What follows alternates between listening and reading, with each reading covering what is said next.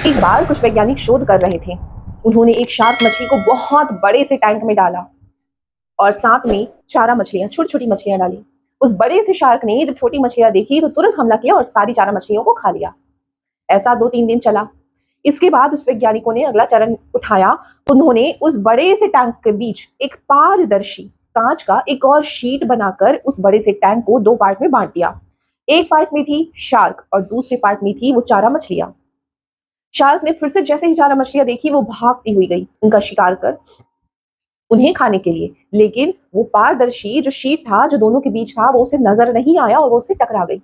उसने बार बार बहुत प्रयत्न किया उस शीट को तोड़कर चारा मछलियों तक पहुंचकर उन्हें खाने का। वो बार बार हारती रही, बार बार हारती रही, बार बार हारती रही। उसने प्रयास करना नहीं छोड़ा, लेकिन वो अंततः थक गई। उसने ये विश्वास कर लिया, यहाँ ये जो पारदर्शक शीट है जिसके उस पार चारा मछलियां हैं, वो उस शीट को नहीं तोड़ सकती, चारा मछलियों तक नहीं पहुंच सकती। कई दिनों की कोशिश करते करते, असफल होते होते शार्क ने हार मान लिया और उसने कोशिश करना बंद कर दिया। 2-4 दिनों के बाद उस पारदर्शी पार्टीशन वाले शीट को हटा दिया गया। अब वहां कोई शीट नहीं था। शार्क चाहती तो जाकर उन चारा मछलियों को शिकार कर उसे खा सकती थी, लेकिन उसने ऐसा नहीं किया, क्योंकि वहां पर एक विभाजक शीट होने की कल्पना उसके दिमाग में इस कदर छप चुकी थी। अपनी असफलताओं से वो इस तरह हार चुकी थी कि उसे भरोसा ही उठ गया। उसने विश्वास कर लिया कि वो कभी उसे पार नहीं कर सकती। जब वो शीट था भी नहीं, उसने प्रयास नहीं किया और वह चारा मछली खाने नहीं गई। हम अपने जीवन में आ रही समस्याओं से और बार बार असफलताओं का सामना करते हुए इतने थक चुके होते हैं कि एक मोड़ पर पहुंचने के बाद हम प्रयास करना ही छोड़ देते हैं, जबकि सफलता उसी को मिलती है जो अनवरत प्रयास करते हैं। एक ही काम है जिसे आपको रोज करना है, यही वो छोटा सा काम है जो एक असफल व्यक्ति नहीं कर सकता। अनवरत प्रयास ही आपको आपके लक्ष्य तक पहुंचाएगी। ऐसा ही एक और कहानी है हाथी का। जब एक हाथी का बच्चा छोटा था, उसे सर्कस में ले जाया गया। एक संकल से, एक चेन से उसे बांध के रखा गया। उस हाथी के बच्चे ने बहुत कोशिश किया उसे तोड़कर भागने का, वो नहीं तोड़ सका। सालों बीते, वो हाथी बड़ा हो गया, सर्कस में शोज दिखाने लगा। एक दिन एक दर्शक आया और उसने देखा इतना बड़ा विशालकाय हाथी एक छोटे से चेन से बंधा हुआ है, जिसे वो एक झटके में ही तोड़ सकता है, फिर भी वो नहीं तोड़ रहा। उसने जाके महावत से पूछा कि इतना बड़ा हाथी है जिसे आपने इस छोटे से चेन से बांध रखा है, ये क्यों नहीं भागता? उसने कहा कि यह इस चीज को मान बैठा है, यह हाथी, कि वो उस चेन को नहीं तोड़ सकता। जब वो छोटा था उसने इसे तोड़ने का बहुत प्रयास किया, लेकिन वो असफल रहा। लेकिन आज जब उसमें क्षमता है, वो बड़ा हो चुका है, तब भी वो प्रयास नहीं करेगा, क्योंकि यह चीज उसके कॉन्सेप्ट में, उसके सबकॉन्शियस माइंड में बहुत गहराई से बैठ चुकी है कि वो उस चैन को नहीं तोड़ सकता। तो ऐसी कौन सी चीज है, ऐसा कौन सा बंधन है जो आपके दिमाग में, आपके सबकॉन्शियस में बैठा हुआ है कि आप वो काम नहीं कर सकते? प्लीज दोबारा प्रयास करिए, शायद आज आप काबिल बन चुके हैं। नमस्कार बच्चों, तो आपको ये छोटी सी प्रेरणादायक कहानी कैसी लगी? प्लीज कमेंट करके जरूर बताइएगा। आपको ये जो मेरा छोटा सा न्यू थिंग है, एक स्टोरी ऐड करने का हमारे वीडियोस में, अगर अच्छा लग रहा हो तो प्लीज कंटिन्यू करने के लिए कमेंट करें, फीडबैक दें। आज हम चलते हैं अपनी नेक्स्ट क्लास में। कल मैंने आपको एक प्रश्न दिया था, क्या आप में से कितने ने इसे सॉल्व किया तो कमेंट किया या नहीं? तो चलिए आज इसे सॉल्व करते हैं। 0.9 डिवाइड बाय 0.75। आपको 0.9 को 0.75 से भाग देना है। तो सबसे पहले आप दशमलव हटाएं, तो 9 से दशमलव हटेगा, तो दशमलव के बाद कितने अंक है? 1 अंक है, तो 9/10 हो गया। डिवाइड बाय दशमलव के बाद कितने अंक है? 2 अंक है, 7 और 5, तो 75 डिवाइड बाय 100। 10 की घात 2 हुआ, ताकि आप दशमलव के बाद के 2 अंक को हटा सके। अब ये जो भाग रहता है, इसका मतलब क्या होता है? यहाँ मैं आपको बहुत अच्छे से बेसिक से एक्सप्लेन कर रही हूँ, लेकिन जरूरत नहीं है। आप डायरेक्ट यहाँ से आप डायरेक्ट कैसे सॉल्व करेंगे मैं आगे बताती हूँ, लेकिन पहले बेसिक बता रही हूँ। यहाँ भाग का अर्थ क्या है? 9/10 डिवाइड बाय 75/100 है। थोड़ी देर पहले ही मैंने आपको बताया था कि अगर हर में भी भिन्न है तो भिन्न का अंश हर बन जाता है, और हर अंश बन जाता है जब हम इसे सिंप्लीफाई करेंगे, मल्टीप्लीकेशन में चेंज करेंगे। 9/10 गुणित ये जो अंश है वो हर रहेगा, और जो हर है वो अंश बन जाएगा। ये आपको बेसिक कॉन्सेप्ट ध्यान रखना है कि ऐसा क्यों होता है। इसके बाद आप डायरेक्ट इस भागित के जो साइन है उसको आप मल्टीप्लाई करें और इसे उल्टा कर दें। समझ आ रही है बात? अब इसे आप आगे सॉल्व करेंगे तो जो 10 है इससे 10 बार में कट जाएगा। तो आप, और यहाँ जो 9 है उसको 3 से कट करिए। 3 3s are 9 and 3 2s are 6, remaining 1, 3 5s are 15। 3 3 9, 3 दूनी 6 और 1 7, बचा हुआ एक 5 के साथ जुड़ के 15, तो 3 पंचे 15, तो 3/25 और इधर 10 बचा है। 30 गुणित 25, 5 से कट करते हैं इसे, 5 पच्चे 25, 5 छक्के 30, 6/5। आपको यहां से आंसर क्या मिलेगा? 6/5 को आप क्या लिखेंगे? 5 एकम 5, 5 बचा 1, 5 दूनी 10। आंसर आया 1/2। इसे किन किन बच्चों ने सॉल्व करके देखा था और जिनका आंसर 1.0 आया था वो प्लीज कमेंट जरूर करें। तो आपके सामने नेक्स्ट क्वेश्चन ये रहा, 0.02 घात 3, इसे कैसे सिंप्लीफाई करेंगे? तो सबसे पहले दशमलव को हटाएं। दशमलव के बाद कितने अंक है? 2 अंक है, तो 2/10 की घात 2, 10 की घात 2, पूरे की घात 3, तो 2/100 घात 3, 2 की घात 3 और 100 की घात 3, तो 2 की घात 3 क्या होता है?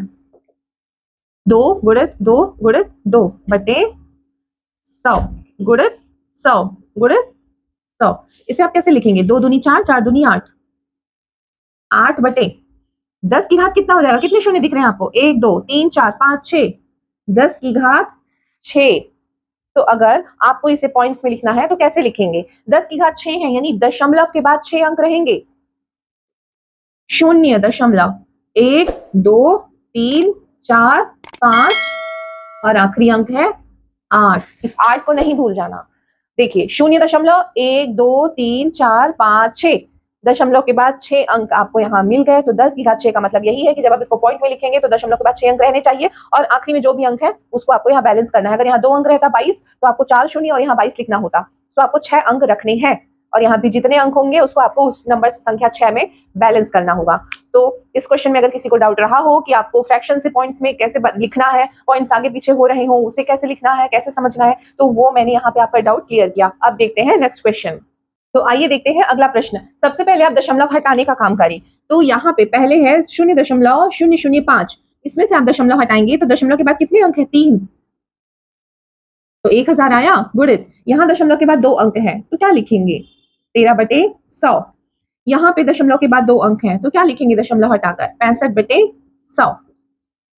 जब आप ऐसे प्रैक्टिस करेंगे बेसिक से तो ये जो 1000 100 100 और यहाँ 5 65 ये आप डायरेक्ट कट आउट कर सकते हैं, लेकिन यहाँ अगर मैं कट करूंगी, कैंसिल आउट करूंगी, तो हो सकता है कुछ बच्चों को समझ नहीं आए, इसीलिए मैं इसे पूरी तरीके से अभी मैंने आपको बताया 5/1000 लिखें गुणित 13/100। लेकिन ये जो हर में भिन्न है उसे जब आप इक्वल में लाएंगे सिंप्लीफाई करने के लिए, तो जो हर है वो चला जाएगा अंश में और जो अंश है वो रहेगा हर में। तो अब इसे आप सिंप्लीफाई करेंगे तो ये 100 इस 100 से कैंसिल हुआ। जो 13 है, 13 पंचे होता है 65, 13 पंचे 65 और ये जो 5 है वो इस 5 से कैंसिल आउट हुआ। तो बचा क्या आपके पास? आपके पास बचा है 1/1000। नीचे में है, हर में है 3 शून्य, यानी यहाँ पे आपको आंसर में दशमलव के बाद 3 अंक देखने को मिलेंगे। तो 0.00 और तीसरा अंक आप लिखेंगे 1। आंसर क्या मिला? 0.001। बच्चों क्या आपको ये चीज समझ आ रही है? मैं इतने बेसिक क्वेश्चंस इसीलिए ले रही हूँ ताकि आपका कोई भी डाउट ना बचा हो। दशमलव में अक्सर बच्चों को यही, इस दशमलव को हटाने में और यहाँ से यहाँ दशमलव कहाँ लगाएं, ये सब समझने में प्रॉब्लम होता है, इसलिए मैं बेसिक प्रश्न ले रही हूँ। अगर कुछ बच्चों को ये बहुत बेसिक लग रहा हो तो ये उनके लिए है जिन्हें ये भी समझ नहीं आता। अगर मैं डायरेक्ट इंटरमीडिएट समझाऊं तो हो सकता है वो बच्चे आगे का कुछ समझ ही नहीं पाए, उन्हें ये बेसिक समझना बहुत जरूरी है। और अगर आप ऐसे बच्चे हैं जिन्हें इनमें सच में कंफ्यूजन होता था और वो आज क्लियर हो रहा है, सो प्लीज कमेंट जरूर करें। It's very important, pleasing my motivation to teach you. तो बच्चों आपके सामने अगला ऐसा प्रश्न ये रहा, 0.008, इसे आप दशमलव हटा के क्या लिखेंगे? 8 बटे, दशमलव के बाद 3 अंक हैं तो 10 में 10 की घात 3 यानी कि 1000। यहाँ पे आप दशमलव हटाएंगे तो 1/100, क्योंकि दशमलव के बाद 2 अंक हैं। यहाँ पे आप दशमलव हटाएंगे तो 72/10 की घात 4 यानी 4 शून्य, 1 2 3 4, दशमलव के बाद कितने अंक है? 4। देखिए यहाँ पे आ गया है डिवीजन का निशान, डिवीजन का चिन्ह, भागित है 12 गुणित, यहाँ से दशमलव हटाएंगे तो दशमलव के बाद कितने अंक है? 4 अंक हैं, तो 10 की घात 4। अब इसे आप आगे सॉल्व करें। 8/1000 गुणित 1/100 गुणित 72/10 की घात 4।